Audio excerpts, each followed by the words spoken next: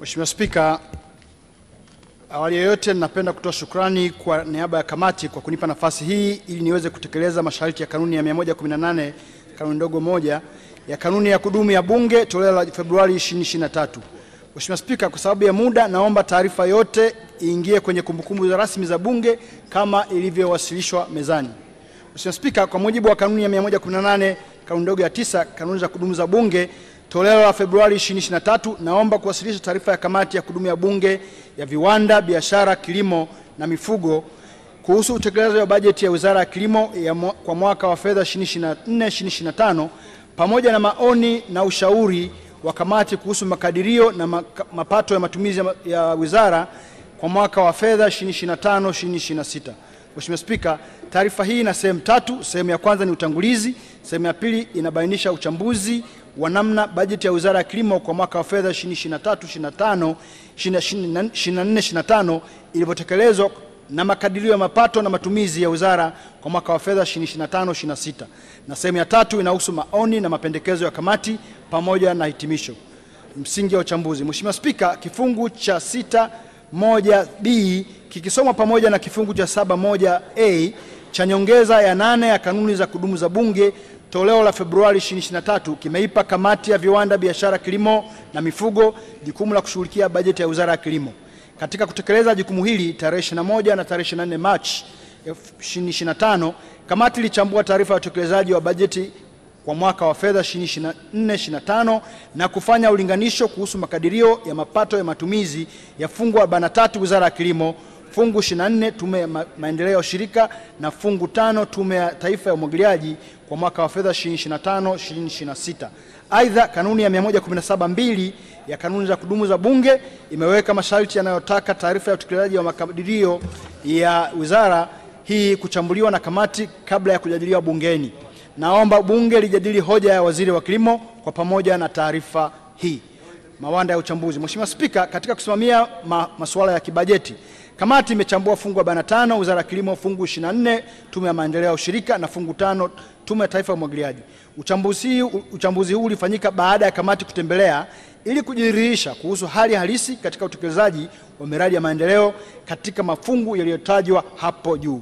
Matokeo ya uchambuzi na tathmini. Mheshimiwa Spika, Mheshimiwa Naibu Spika, kwa mujibu wa kanuni 117(2), baada ya ziara ya ukaguzi wa miradi ya maendeleo, kamati ilifanya uchambuzi wa taarifa ya utekelezaji wa mipango wa bajeti kwa mwaka wa fedha 2024-2025 na makadirio ya mapato na matumizi kwa mwaka wa fedha 2025-2026 ili kuliwezesha ipasavyo kuhusu utekelezaji wa bajeti ya wizara hii. Mheshimiwa Naibu Spika, taarifa ya utekelezaji wa bajeti na makadirio ya mapato na matumizi ya Wizara ya Kilimo inajumuisha mafungu matatu kama nilivyoyataja. Masuala yaliyochambuliwa ni pamoja na ukusanyaji wa maduhuli, upatikanaji wa fedha za matumizi kugharamia miradi ya maendeleo na upatikanaji wa fedha kwa ajili ya kugharimia matumizi ya kawaida kwa mwaka wa fedha 2024-2025. Makusanyo ya maduhuli kwa Wizara ya Kilimo, fungu 43. Mheshimiwa Naibu Spika, katika mwaka wa fedha 2024-2025 Wizara ya Kilimo ilijiwekea lengo la kukusanya jumla ya shilingi bilioni 7. Hadi kufikia mwezi Februari 2025, wizara ilikuwa imekusanya shilingi bilioni 5.47 sawa na 78.17% ya lengo lililokusudiwa. Mchanganuo wa makusanyo hayo unaonekana katika jedwali namba 1. Mheshimiwa Naibu Spika, uchambuzi wa makusanyo ya maduhuli unaonyesha kwamba mwaka wa fedha 2024-2025 ukusanyaji wa maduhuli ulikuwa wa kuridhisha, kwani hadi kufikia mwezi Februari 2025 wizara na taasisi zake zilifikisha wastani wa 78% ya lengo. Ukusanyaji huu pia unaweza kumaanisha kuwa makadirio ya maduhuli sio halisia. Na mwenendo huu wa makusanyo unaonyesha kuwa lengo linaweza kufikiwa ifikapo mwisho wa mwaka wa fedha. Makusanyo ya maduhuli kwa Tume ya Taifa ya Umwagiliaji, fungu 5. Mheshimiwa Naibu Spika, katika mwaka wa fedha 2024-2025 Tume ya Taifa ya Umwagiliaji ilijiwekea lengo la kukusanya jumla ya shilingi bilioni 3.6. Hadi kufikia mwezi Februari 2025 wizara ilikuwa imekusanya shilingi bilioni 1.04 sawa na 28% ya lengo lililokusudiwa. Mchanganuo wa makusanyo hayo unaonekana katika jedwali namba 2. Mheshimiwa Naibu Spika, makusanyo ya maduhuli kwa fungu 5 yanaonyesha kwamba Tume ya Taifa ya Umwagiliaji imefikia asilimia 28 tu ya lengo lake kwa kukusanya jumla ya shilingi bilioni 1.014 kati ya shilingi bilioni 3.6 zilizokusudiwa. Makusanyo haya hayaridhishi kwa kuwa hayaendani na matarajio na lengo la wizara. B. Mwenendo huu wa makusanyo unaashiria kutokuwepo kwa mfumo madhubuti wa ukusanyaji wa maduhuli na usimamizi wake. Mheshimiwa Naibu Spika, kwa ujumla mwenendo wa makusanyo wa maduhuli ya wizara unatoa mwelekeo wa kufikia lengo lililokusudiwa. Changamoto zipo katika ukusanyaji wa maduhuli ya Tume ya Taifa ya Umwagiliaji kwa kutofikia lengo lililotarajiwa. Utekelezaji wa miradi ya maendeleo. Mheshimiwa Naibu Spika, kwa madhumuni ya kuzingatia masharti ya kanuni 1171 kanuni za Bunge, kamati ilitembelea na kukagua miradi ifuatayo. 1. Mradi namba 4486, mradi wa ujenzi wa Mechanization Center Itilima, Simiyu. Mheshimiwa Naibu Spika, kamati ilitembelea kwa kukagua mradi wa ujenzi wa kituo cha kutoa huduma za zana bora za kilimo uliopo Itilima mkoani Simiyu. Lengo la mradi huu ni kuhakikisha wakulima wa eneo la Itilima wanalima kwa kutumia zana bora za kilimo ikiwemo matrekta ili kuongeza uzalishaji na tija katika mazao ya kilimo. Mheshimiwa Naibu Spika, mradi huu ulitengewa shilingi milioni 216.67 kwa ajili ya ujenzi. Kamati ilifahamishwa kuwa mkandarasi alikuwa amewasilisha cheti cha maombi ya malipo ya awali jumla ya shilingi milioni 35.6 sawa na asilimia 16, ambapo utekelezaji wake ulikuwa umefilikia asilimia 48. Hata hivyo, kamati ilipata mashaka juu ya ukubwa wa eneo ulipojengwa mradi kwa kuwa eneo lilionekana kuwa dogo kuliko mahitaji ya mradi na hasa mahitaji ya baadaye. Mheshimiwa Naibu Spika, mradi huu ukikamilika utawezesha mkulima kuongeza uzalishaji na tija katika mazao ya kilimo pamoja na kuhamasisha vijana kujiunga na kilimo kutokana na uwepo wa zana bora za kilimo. Aidha, kwa kuwa mpango wa serikali ni kuanzisha vituo kama hivi nchi nzima, kamati inaishauri serikali kuongeza umakini katika kuchagua mahali pa kujenga miradi, ikiwa ni pamoja na kuimarisha usimamizi wa miradi ili tija iliyokusudiwa ipatikane. 2. Mradi namba 4486, ujenzi wa bwawa la umwagiliaji Nyida. Mheshimiwa Naibu Spika, kamati ilitembelea na kukagua mradi wa ujenzi wa bwawa la umwagiliaji uliopo katika kijiji cha Nyida, mkoa wa Shinyanga. Lengo la kuanzishwa kwa mradi huu ni kuongeza upatikanaji wa maji kwa ajili ya kilimo kwa umwagiliaji wa zao la mpunga na kuwezesha wakulima kulima angalau kwa misimu miwili. Mheshimiwa Naibu Spika, bwawa hili linatarajiwa kuwa na uwezo wa kuhifadhi maji lita za ujazo bilioni 7.8 lenye uwezo wa kumwagilia hekta 800 za mashamba ya wakulima 1500 ulitengewa jumla ya shilingi bilioni 13.6. Hadi kamati inatembelea mradi huu, shughuli za ujenzi zilikuwa zimefikia asilimia 75 na jumla ya malipo iliyofanyika ni shilingi bilioni 8.48 sawa na asilimia 61.28 ya fedha yote ya mradi. Mheshimiwa Naibu Spika, kwa ujumla kamati iliridhika na kazi iliyofanyika na kuitaka serikali kuhakikisha inakamilisha mradi huu kwa wakati ili kuwawezesha wakulima kiuchumi na kuongeza kipato. 3. Mradi 4486, ujenzi wa ofisi ya makao makuu ya Bodi ya Tumbaku Tabora. Mheshimiwa Naibu Spika, kamati ilitembelea na kukagua mradi wa ujenzi wa jengo la ofisi ya Bodi ya Tumbaku uliopo katika kata ya Kanyenye, manispaa ya Tabora, unaotekelezwa kwa fedha za ndani. Kamati ilifahamishwa kuwa mradi huu unatekelezwa kwa jumla ya shilingi bilioni 1.2. Mheshimiwa Naibu Spika, kamati ilitembelea mradi huu. Wakati kamati inatembelea mradi huu, serikali ilikuwa imelipa jumla ya shilingi bilioni 984.7 sawa na asilimia 78.9 ya fedha za mradi. Aidha, utekelezaji wa mradi huu ulikuwa umefikia asilimia 98. Mheshimiwa Naibu Spika, katika ukaguzi huo kamati iliridhika na utekelezaji wa mradi isipokuwa marekebisho madogo madogo ambayo kamati inaamini yameshafanyiwa kazi. Aidha, kamati inaitaka serikali kuimarisha usimamizi ili kuharakisha ukamilishaji wa jengo hilo ili wananchi hasa wakulima wa tumbaku waanze kupata huduma kutoka katika ofisi hiyo na hasa huduma ya tawi la benki ya ushirika ambayo ni moja ya sehemu ya wapangaji katika jengo hilo. Upatikanaji wa fedha za matumizi ya kawaida. Mheshimiwa Naibu Spika, katika mwaka wa fedha 2024/25 fungu 43 Wizara ya Kilimo iliidhinishiwa na Bunge bajeti ya shilingi bilioni 123.75 sawa na asilimia 9.9 ya bajeti yote kwa ajili ya matumizi ya kawaida. Hadi kufikia Februari 2025, wizara ilipokea jumla ya shilingi bilioni 53.89 kwa ajili ya matumizi ya kawaida sawa na asilimia 44 ya bajeti iliyotengwa.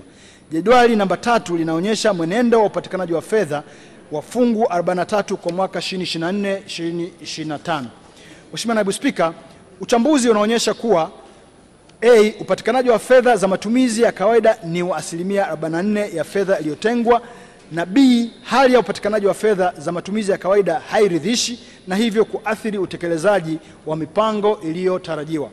Mheshimiwa Naibu Spika, kwa mwaka wa fedha 2024/25 Tume ya Taifa ya Umwagiliaji fungu 5 iliidhinishiwa jumla ya shilingi bilioni 71.88 kwa ajili ya matumizi ya kawaida. Hadi kufikia Februari 2025, fedha iliyopokelewa ni shilingi bilioni 13.4 sawa na asilimia 18 ya fedha iliyoidhinishwa. Mchanganuo wa upokeaji wa fedha unaonekana katika jedwali namba 4. Mheshimiwa Naibu Spika, uchambuzi unaonyesha kuwa A, upatikanaji wa fedha za matumizi ya kawaida kwa jumla ni asilimia 18 ya fedha iliyotengwa, na B, upatikanaji huo wa fedha hauridhishi na hivyo kuathiri utekelezaji wa malengo yaliyotarajiwa. Mheshimiwa Naibu Spika, katika mwaka wa fedha 2024/25 fungu 24 Tume ya Maendeleo ya Ushirika iliidhinishiwa jumla ya shilingi bilioni 20.3 kwa ajili ya matumizi ya kawaida, na hadi kufikia Februari 2025 tume ilikuwa imepokea jumla ya shilingi bilioni 11.3 sawa na asilimia 55.6 ya bajeti ya matumizi ya kawaida iliyoidhinishwa. Mheshimiwa Naibu Spika, uchambuzi wa kamati umebaini kuwa mwenendo wa ujumla wa upatikanaji wa fedha kwa ajili ya matumizi ya kawaida sio wa kuridhisha na hivyo kuathiri ufikiwaji wa malengo yaliyokusudiwa. Uzingatiwaji wa ushauri wa kamati. Mheshimiwa Naibu Spika, wakati wa kupitia na kuidhinisha makadirio mapato na matumizi ya fungu 43, fungu 24 na fungu 5 kwa mwaka wa fedha 2024/25, kamati ilishauri masuala mbalimbali ambayo serikali iliyazingatia. Mheshimiwa Naibu Spika, baadhi ya ushauri wa kamati uliozingatiwa ni kama ifuatavyo. A, programu ya Jenga Kesho Iliyo Bora. Serikali imeendelea kufanya kazi kwa karibu na halmashauri mbalimbali kwa kuainisha maeneo ya mashamba, kuanzisha vituo vya zana za kilimo ikiwemo matrekta na viambata vyake power tillers katika halmashauri. Vile vile katika kuhakikisha programu ya BBT inakuwa endelevu, serikali imeendelea kutoa mikopo yenye riba nafuu kwa vijana na wanawake pamoja na mafunzo ya kilimo biashara. Kamati inasisitiza serikali kuendelea na usimamizi wa programu hii ili kufikia malengo yaliyokusudiwa ya kuongeza ajira na kuongeza uzalishaji wa mazao ya chakula na ya biashara. B, serikali imeanza kuweka nguvu katika uzalishaji wa pembejeo hapa nchini. Serikali imeongeza bajeti ya uzalishaji wa mbegu bora kufikia bilioni 44.42 na kuhakikisha kuwa upatikanaji wa mbegu nchini unafikia tani 47.07. Aidha, serikali imeongeza bajeti ya mbolea hadi kufikia bilioni 300 na upatikanaji wa mbolea umefikia tani milioni 1.2. Kamati pia ilifahamishwa kuwa mkandarasi wa kusimika mitambo ya kiwanda chenye uwezo wa kuchanganya mbolea ya tani 120 kwa mwaka amepatikana. Pia serikali kwa kushirikiana na sekta binafsi imewezesha ujenzi wa kiwanda cha viuatilifu cha Planted Biodefenders Limited kilichopo mkoani Kilimanjaro chenye uwezo wa kuzalisha lita 20,000 kwa mwezi. C, kamati iliarifiwa kuwa utekelezaji wa ushauri wa kuanzisha wakala wa kilimo utakaosimamia shughuli za ugani ikiwemo miundombinu na rasilimali za kilimo umefikia hatua nzuri. Pia kamati ilifahamishwa kuwa utekelezaji wa majukumu ya wakala huo utaanza mara taratibu husika zitakapokamilika ili kuongeza tija katika sekta ya kilimo. Pamoja na hatua hiyo iliyofikiwa, kamati inasisitiza kuwa utekelezaji wa ushauri huu ukamilishe mapema inavyowezekana. D, katika kuhakikisha kuwa yanakuwepo mazingira ya kushirikisha sekta binafsi katika uzalishaji wa mbegu, serikali kupitia ASA imeingia mikataba na wazalishaji wa mbegu 110 watakaolima eneo lenye ukubwa wa hekta 6753 kwa mazao mbalimbali ikiwemo mahindi, mpunga, ngano, alizeti na ufuta. Mikataba hiyo itahusu kukodisha ardhi yenye ukubwa wa hekta 1893 kwa kampuni binafsi 7 za uzalishaji wa mbegu katika shamba la mbegu la Mbozi. Katika kuendelea na kuimarisha taasisi za utafiti wa kilimo nchini, serikali imeendelea na utekelezaji wa kujenga maabara kuu ya kilimo Dodoma iliyofikia wastani wa 96%. Ujenzi wa ofisi ya TARI makao makuu 65%, ujenzi wa ghala 5 katika vituo vya TARI Tumbi, TARI Silian, TARI Homboro, TARI Lakawa, TARI Naliendele uliofikia wastani wa 40.4. Mheshimiwa Naibu Spika, kwa ujumla, kamati imeridhika kuona ushauri wake unaendelea kuzingatiwa na wizara pamoja na tume zake katika utekelezaji wa majukumu yake. Aidha, upatikanaji wa fedha usioridhisha umeendelea kuwa kikwazo kwa wizara na hivyo kushindwa kuzingatia ipasavyo baadhi ya ushauri uliotolewa na kamati. Hivyo, kamati inasisitiza serikali kutoa fedha ya kutosha kwa wakati kama ilivyotarajiwa. Makadirio na maduhuli ya matumizi kwa mwaka wa fedha 2025-2026. Mheshimiwa Naibu Spika, kwa mwaka wa fedha 2025-2026, Wizara ya Kilimo fungu 43 inategemea kukusanya jumla ya shilingi bilioni 8.67. Fedha inayotarajiwa kukusanywa ni ongezeko la asilimia 19 ikilinganishwa na makadirio ya makusanyo ya mwaka wa fedha 2024-2025. Mchanganuo wa fedha na makusanyo ya fungu unaonekana katika jedwali namba 5. Mheshimiwa Naibu Spika, uchambuzi unaonyesha kuwa kwa ujumla makadirio ya maduhuli kwa mwaka wa fedha 2025-2026 yameongezeka kwa asilimia 19 ikilinganishwa na lengo la makusanyo kwa mwaka wa fedha uliopita. Kutokana na mwenendo wa ukusanyaji wa maduhuli kwa mwaka wa fedha 2025-2026 kufikia asilimia 80 ndani ya robo ya tatu ya muda wa lengo, upo uwezekano wa kufikia lengo la makusanyo lililowekwa kwa mwaka wa fedha 2025-2026 kwa kuzingatia uzoefu wa makusanyo wa mwaka uliotangulia. Mheshimiwa Naibu Spika, kwa upande wa fungu 5, Tume ya Taifa ya Umwagiliaji inakadiriwa kukusanya jumla ya shilingi bilioni 3.6 ambayo ni sawa na lengo la maduhuli kwa mwaka wa fedha 2024-2025. Jedwali namba 6 linaonyesha mchanganuo wa makadirio hayo. Mheshimiwa Naibu Spika, uchambuzi unaonyesha kwamba kwa ujumla makadirio ya maduhuli kwa mwaka 2025-2026 ni sawa na lengo la maduhuli ya mwaka 2024-2025. Kamati inaona bado ni muhimu tume ikajiwekea mikakati itakayowezesha kuongeza makusanyo ya maduhuli kwa mwaka huu wa fedha ili kuleta tija iliyokusudiwa. Uchambuzi wa matumizi ya kawaida. Mheshimiwa Naibu Spika, mwaka wa fedha 2025-2026, Wizara ya Kilimo, Tume ya Taifa ya Umwagiliaji na Tume ya Maendeleo ya Ushirika wanakadiria kutumia shilingi bilioni 234.26 kwa ajili ya matumizi ya kawaida. Fedha hizi ni ongezeko la matumizi ya kawaida kwa asilimia 6 ikilinganishwa na bajeti ya mwaka wa fedha 2024-2025. Mchanganuo wa makadirio hayo unaonekana katika jedwali namba 7. Mheshimiwa Naibu Spika, kufuatia ongezeko la asilimia 6 kwenye bajeti ya matumizi ya kawaida, ongezeko hilo linaonyesha mwelekeo mzuri, kwani fedha hizo zitaongeza msukumo wa kufuatilia na kusimamia utekelezaji wa bajeti ya miradi ya maendeleo. Ongezeko hili la bajeti linategemewa kwenda sambamba na upatikanaji wa fedha hizo kwa wakati ili kutekeleza majukumu yaliyokusudiwa.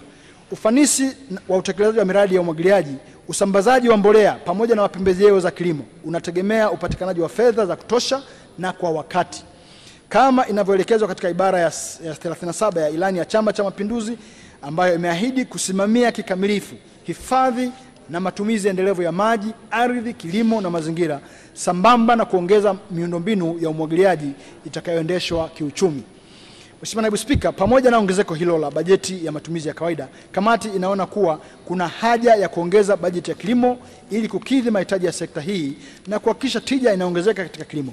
Kuongezeka kwa bajeti kutaboresha miundombinu ya umwagiliaji, ujenzi na ukarabati wa miundombinu ya hifadhi ya mazao, kuimarisha vituo vya utafiti, upatikanaji wa pembejeo, kuimarisha huduma za ugani pamoja na kuimarisha usimamizi na ukaguzi wa vyama vya ushirika. Makadirio ya matumizi kwa ajili ya maendeleo ya miradi ya maendeleo. Mheshimiwa Naibu Spika, kamati ilichambua makadirio ya jumla ya shilingi trilioni 1.01 kwa ajili ya kugharimia miradi ya maendeleo iliyopangwa kutekelezwa na Wizara ya Kilimo, Tume ya Taifa ya Umwagiliaji na Tume ya Maendeleo ya Ushirika kwa mwaka wa fedha 2025-2026. Makadirio hayo ni pungufu kwa asilimia 0.5 ikilinganishwa na bajeti iliyoidhinishwa mwaka wa fedha 2024-2025 kama ilivyoonyeshwa kwenye jedwali nambari 8. Mheshimiwa Naibu Spika, uchambuzi wa jumla unaonyesha kwamba bajeti ya maendeleo ya Wizara ya Kilimo, Tume ya Taifa ya Umwagiliaji na Tume ya Maendeleo ya Ushirika imepungua kwa asilimia 0.5 ikilinganishwa na mwaka wa fedha 2024-2025. Punguzo la bajeti kwa asilimia 0.5 inaweza kuathiri kufikia malengo yaliyowekwa katika mpango wa kuendelea kuongeza tija na uzalishaji katika sekta ya kilimo. Ukamilishaji wa miradi ya maendeleo unaweza kuleta tija kama serikali itazingatia utoaji wa fedha za kutosha na kwa wakati kama ilivyotarajiwa. Maoni na ushauri wa kamati. Mheshimiwa Naibu Spika, baada ya uchambuzi wa kina kuhusu utekelezaji wa bajeti pamoja na makadirio ya mapato na matumizi ya wizara, Tume ya Taifa ya Umwagiliaji na Tume ya Maendeleo ya Ushirika, Ninaomba kuwasilisha maoni na ushauri wa kamati kama ifuatavyo. Wizara ya Kilimo, fungu 43. A. Bajeti ya kilimo bado haikidhi mahitaji halisi ya sekta hii kwa kuzingatia matakwa ya utekelezaji wa Azimio la Maputo 2003 na Malabo 2014 yanayozitaka nchi wanachama kutenga 10% ya bajeti ya taifa kwa ajili ya sekta ya kilimo. Kamati inashauri serikali kuendelea kuongeza bajeti ya kilimo ili kufikia malengo yaliyokusudiwa. Aidha, fedha hizi zitolewe kwa wakati ili kuwezesha kufikia malengo na mikakati iliyokusudiwa. B. Pamoja na juhudi zilizofanywa na serikali za kuendelea kuajiri wagani, bado mahitaji ya huduma ya ugani ni makubwa katika maeneo mengi nchini. Hali hii imesababisha baadhi ya maeneo makubwa kuhudumiwa na mgani mmoja na hivyo kukosekana kwa tija iliyokusudiwa. Kamati inashauri serikali kuona umuhimu wa kuendelea kutenga bajeti ya kuajiri maafisa ugani wa kutosha ili kusogeza huduma kwa wakulima wengi zaidi na kuleta tija katika kilimo kama ilivyokusudiwa. C. Hali ya upotevu wa mazao baada ya kuvunwa imeendelea kuwa kwenye tarakimu mbili, 35%, ikilinganishwa na shabaha ya kupunguza upotevu huo hadi 5% ifikapo mwaka 2030. Hali hii inaweza kuathiri usalama na upatikanaji wa chakula kwa uhakika kwa wakati wote nchini. Kamati inashauri serikali kuendelea kuimarisha miundombinu na kukamilisha ujenzi wa maghala ya kutosha katika ngazi za vijiji, kata, wilaya, hasa kwenye maeneo yenye uzalishaji mkubwa wa mazao ya chakula. Aidha, serikali iendelee kushirikiana na sekta binafsi katika kuhakikisha kuwa maghala yanajengwa ya kutosha karibu na wananchi katika maeneo yote kulingana na mahitaji. D. Ukosefu wa masoko na ya uhakika kwa baadhi ya mazao ya kilimo katika maeneo mengi ya wakulima nchini na nje ya nchi umeinyima sekta ya kilimo fursa ya kuchangia ipasavyo katika uchumi, ikiwa ni pamoja na kuwakatisha tamaa baadhi ya wakulima. Ili kukabiliana na changamoto hii, kamati inashauri serikali kuchukua hatua zaidi za makusudi, ikiwa ni pamoja na kuendelea kuhakikisha upatikanaji wa masoko ya mazao ya kilimo hapa nchini na nje ya nchi unakuwa wa uhakika. Aidha, serikali iweke mikakati mahususi ya kuhakikisha kuwa mazao yanaendelea kuwekewa mnyororo wa thamani ili kuwanufaisha wakulima. Maendeleo ya sekta yote yanatokana na tafiti za kutosha kuhusu sekta husika. Sekta ya kilimo inahitaji kuziwezesha taasisi za utafiti ili kuongeza tija katika kilimo. Hivyo kamati inaishauri serikali: 1. Kuendelea kuwekeza na kuimarisha taasisi za utafiti wa kilimo nchini, ikiwa pamoja na kuwaongezea rasilimali watu na rasilimali fedha kwa ajili ya utafiti na kuendelea kuwajengea uwezo wa watafiti wa kilimo ili waweze kufanya kazi zao kwa ufanisi na kukuza sekta ya kilimo nchini. Na 2. Kuongeza kasi katika kufufua uzalishaji wa mbegu za kutosha za asili, mbegu za wakulima. Kuendeleza na kutunza mbegu hizi kutasaidia kulinda chanzo cha nasaba za mimea ambacho ni msingi wa tafiti zote. Aidha, uzalishaji wa mazao ya asili upewe kipaumbele ili kusaidia upatikanaji wa lishe bora katika chakula na kuchangia kujitosheleza kwa virutubisho na kupunguza ulazima wa uhitaji wa virutubisho vya viwandani. Tume ya Taifa ya Umwagiliaji, fungu 5. Mheshimiwa Naibu Spika, kuhusu utekelezaji wa mipango ya Tume ya Taifa ya Umwagiliaji kwa mwaka wa fedha 2025/26, kamati inashauri kama ifuatavyo. A. Ukusanyaji hafifu wa maduhuli ya mfuko wa maendeleo ya umwagiliaji unaipotezea serikali mapato. Kamati inashauri tume kuweka utaratibu utakaowezesha watumiaji wa maji kulipa tozo za maji ili kuiwezesha tume kufikia malengo iliyojiwekea. B. Serikali ifanye uchambuzi wa kina kuainisha miradi ya mabwawa ya kilimo cha umwagiliaji ambayo imefikia zaidi ya 60% ya utekelezaji na kuikamilisha kwa haraka ili tija kwa sekta hii muhimu ya kilimo ianze kuonekana. Na C. Serikali iendelee kuongeza na kutoa fedha kwa wakati katika miradi ya miundombinu ya umwagiliaji ili kuongeza kasi ya kukamilisha miradi. Aidha, usimamizi wa miradi uimarishwe ili fedha zilizotengwa zilete tija iliyokusudiwa kwa wakati. Tume ya Ushirika, fungu 24. A. Kamati inaipongeza serikali ya awamu ya 6 inayoongozwa na Mheshimiwa Rais Dr. Samia Suluhu Hassan kwa kukubali kutoa mtaji uliowezesha uanzishaji wa benki ya ushirika ambayo itasaidia wakulima kupata huduma za kifedha kwa karibu zaidi. Pamoja na nia njema ya serikali kuanzisha benki hiyo, kamati inashauri serikali kuendelea kuisimamia benki hii na kuhakikisha inapata mtaji wa kutosha kuhudumia wakulima katika maeneo mbalimbali nchini. Na 2. Serikali ihakikishe benki hii inaendeshwa kibiashara na kuleta ushindani kwenye sekta ya mabenki nchini. Mgawanyo wa majukumu na uwajibikaji katika tume umepunguza ufanisi na kusababisha changamoto hasa za usimamizi na uwajibikaji wa maafisa ushirika. Kamati inaendelea kuitaka serikali kukamilisha mapitio ya sheria ya ushirika haraka ili kutatua changamoto zinazotokana na usimamizi hafifu na kukosa uwajibikaji katika sekta ya ushirika. Hitimisho. Mheshimiwa Naibu Spika, Wizara ya Kilimo ni mwezeshaji na mratibu muhimu wa kufanikisha utekelezaji wa mipango mbalimbali ikiwemo programu ya kuendeleza sekta ya kilimo awamu ya pili na utekelezaji wa maendeleo endelevu ya milenia, hususan lengo namba 1 linalohusu kupunguza umaskini uliokithiri na lengo namba 2 linalohusu kutokomeza tatizo la utapiamlo kwa kuimarisha lishe bora. Mheshimiwa Naibu Spika, naomba kutumia nafasi hii kuwashukuru kwa dhati wajumbe wa kamati ya Bunge ya Viwanda, Biashara, Kilimo na Mifugo kwa ushirikiano walioonyesha katika kipindi chote cha uchambuzi wa bajeti ya Wizara ya Kilimo. Kutokana na ufinyu wa muda sitaweza kuyataja majina, lakini naomba majina yao yote yaingizwe katika kumbukumbu na taarifa za rasmi za Bunge. Kipekee kabisa, Mheshimiwa Naibu Spika, naomba kuwashukuru wananchi wa jimbo la Njombe mjini kwa kuniamini na kunipa ushirikiano mkubwa katika kipindi chote cha uongozi wangu. Naomba tuendelee kushirikiana kwa pamoja ili neema ziendelee kutufikia. Mheshimiwa Naibu Spika, kwa niaba ya wajumbe wa kamati, napenda sana kumshukuru na kumpongeza Mheshimiwa Rais Dr. Samia Suluhu Hassan kwa kuona umuhimu wa kipekee wa sekta ya kilimo. Kwa kipindi kifupi cha uongozi wake, tumeshuhudia kasi kubwa ya uongezaji wa bajeti ya wizara kwa lengo la kuongeza tija. Mheshimiwa Naibu Spika, maamuzi ya Mheshimiwa Rais yameonyesha utashi mkubwa wa kisiasa na uthubutu alionao katika kubadilisha maisha ya wakulima wadogo na Watanzania kwa ujumla. Sisi tunampongeza na tunamtakia afya njema.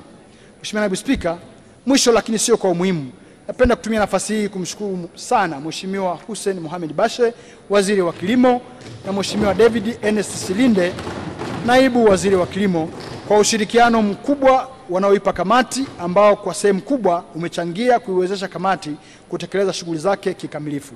Na washukuru pia watendaji wote wa Wizara ya Kilimo na taasisi zilizo chini ya Wizara ya Kilimo wakiongozwa na Katibu Mkuu Bwana Gerard Geoffrey Mweli akisaidiwa na makatibu wakuu Daktari Hussein Mohamed Omari na Daktari Steven Justice Nindi.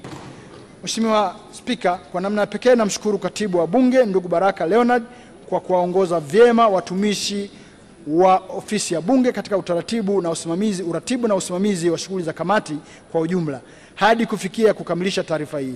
Mheshimiwa Naibu Spika, baada ya maelezo hayo, sasa naliomba Bunge lako tukufu likubali kuidhinisha makadirio ya mapato ya matumizi ya Wizara ya Kilimo fungu 43, 24 na fungu namba 5 kwa mwaka wa fedha 2025/2026 kama ilivyowasilishwa na mtoa hoja. Mheshimiwa Naibu Spika, naomba kuwasilisha na ninaunga mkono hoja.